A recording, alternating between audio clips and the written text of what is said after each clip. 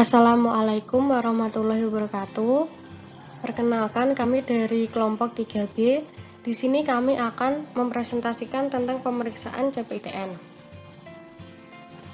Kelompok kami terdiri dari Fasiha Nurskiana, Nurul Azizatu Zahro, Puspa Indah Lestari, Fabriana Putri, Putri Sukmawati, Sekar Ajeng, Adiana Tania, dan Atika Wulansyari.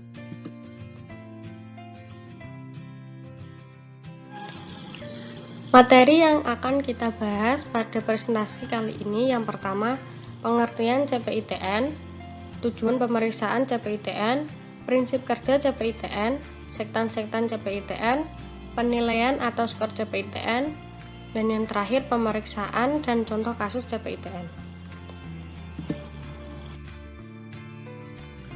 Baik, yang pertama pengertian CPITN. CPITN atau Community Periodontal Index for Treatment Needs adalah indeks resmi yang digunakan oleh WHO untuk mengukur kondisi jaringan periodontal serta perkiraan akan kebutuhan perawatannya dengan menggunakan sonde khusus yaitu WHO Periodontal Examining Probe. Selanjutnya ada tujuan pemeriksaan CPITN. Yang pertama, untuk mendapatkan data tentang status periodontal masyarakat. Yang kedua, untuk merencanakan program kegiatan penyuluhan.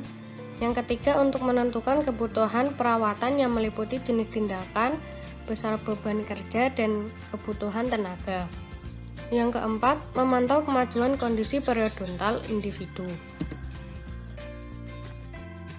Selanjutnya ada prinsip kerja CPITN. Yang pertama menggunakan sonde khusus yaitu WHO Periodontal Examining Probe, yang kedua menggunakan 6 buah sektan, yang ketiga menggunakan gigi indeks, yang keempat menggunakan skor untuk menilai tingkatan kondisi jaringan periodontal, yang kelima menentukan relasi skor tertinggi dengan KKP atau kategori kebutuhan perawatan, tenaga, dan tipe pelayanan.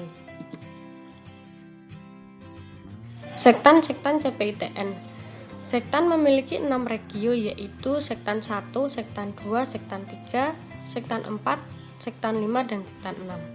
Yang harus diperhatikan yang pertama, suatu sektan dapat diperiksa bila terdapat paling sedikit 2 gigi dan bukan merupakan indikasi untuk pencabutan.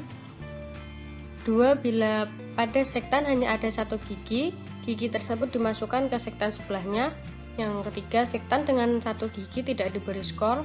Yang keempat, penilaian untuk 1 sektan adalah keadaan yang terparah skor yang tertinggi.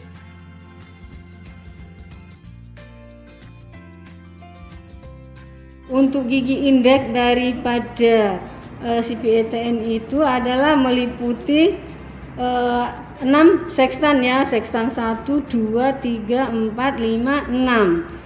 Nah, di sektan 1 itu gigi indeksnya adalah 16 ya, ini. Kemudian 21 yang ini ya. Kemudian 26 yang ini.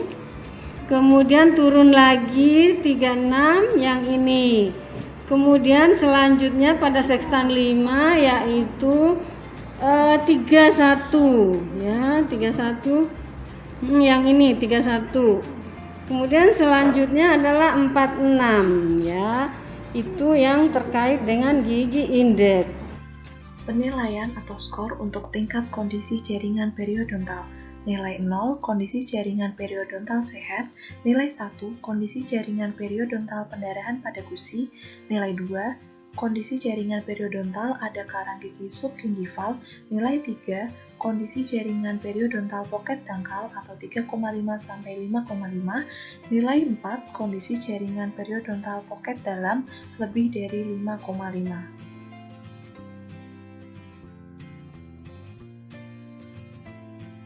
Pemeriksaan. Yang pertama, pasien dalam posisi pemeriksaan. Yang kedua, dalam penggunaan probe dipergunakan tekanan ringan sebagai patokan. Dapat dicoba masukkan ujung probe di bawah kuku ibu jari tangan dengan tidak menimbulkan rasa sakit. Bila timbul rasa sakit, artinya tekanan terlalu besar. 3. Letakkan ujung probe pada C, EJ atau cemento enamel junction, lalu gerakan naik turun mengikuti kontur gigi. Keempat, amati hasil dari probing, apakah berdarah atau tidak. Jika terasa ujung probe tersangkut, artinya ada karang gigi. Jika ujung probe masuk ke dalam saku gusi, artinya ada saku gusi atau pocket. Mari kita sama-sama melihat cara probingnya secara teknis. Tentunya kita akan melakukan probing dengan cara sebisa mungkin probing itu kita melakukan tekanan seolah-olah Anda itu menekan jari kuku Anda ya, di bawah kuku itu seberat apa sih, kira-kira 0,5 gram beratnya. Jadi tidak terlalu berat juga, tidak terlalu ditekan. Jadi sehingga tidak membuat si responden menjadi sakit. Kita memulai dari arah servikal ya, untuk melihat bagian distal. Caranya itu adalah pertama-tama ujung probe ditekan menelusuri arah tumbuh gigi, kemudian tekan sedikit seolah-olah menekan jari di bawah kuku, kemudian diangkat, pindah lagi, naik lagi seperti ini, mengelilingi, tidak usah membentuk sudut, jangan seperti ini salah kalau begini, membuka pocket namanya, tapi usahakan merekat pada mahkota gigi, menelusuri pocket. Nah, ini Anda bisa melihat ini kita bisa menyatakan ini pocketnya sudah tidak terlihat warna hitam daripada probe. Ini artinya skornya 4 ya, pocket dalam atau lebih dari 5,5. Namun jika seperti ini, nah ini masih terlihat ya, Anda bisa lihat, berarti ini termasuk kategori pocket dangkal. Itu nah cara ngeprobe ya, caranya ditelusuri seperti ini, naik turun, kemudian bagian lingual diteruskan, naik turun menelusuri sulcus gingiva, ini masuk.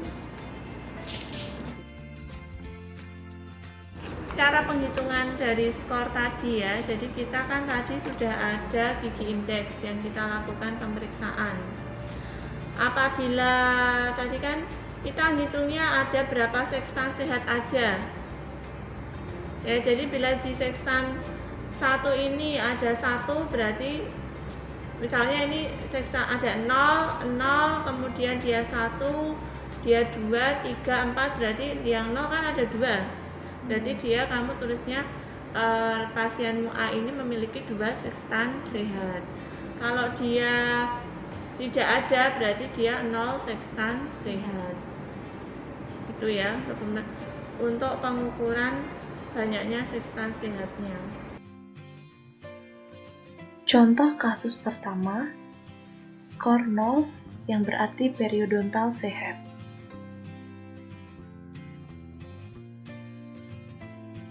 Contoh kasus kedua, dengan skor 1, terdapat pendarahan setelah probing.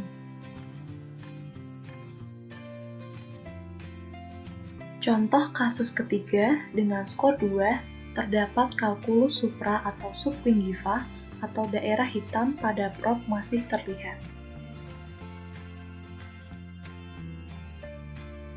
Contoh kasus yang keempat, dengan skor 3, terdapat pocket dangkal dengan kedalaman 3,5 sampai 5,5.